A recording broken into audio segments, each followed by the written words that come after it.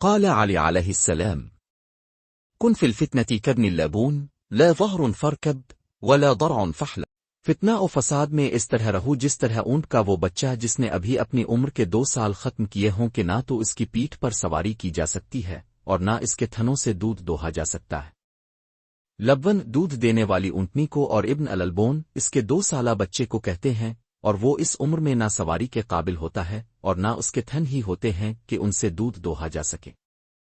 اسے ابن الالبون اس لیے کہا جاتا ہے کہ اس 2 سال کے عرصہ میں اس کی ماں عموماً دوسرا بچہ دے کر دودھ دینے لگتی ہے۔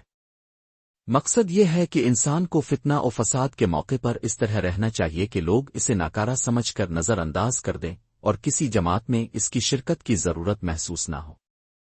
کیونکہ فتنوں اور ہنگاموں میں الگ تھلگ رہنا ہی تباہ کاریوں سے بچا سکتا ہے۔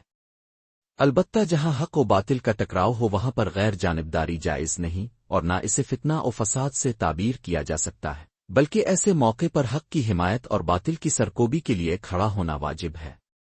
جیسے جمل و صفین کی جنگوں میں حق کا ساتھ دینا ضروری اور باطل سے نبرد آزما ہونا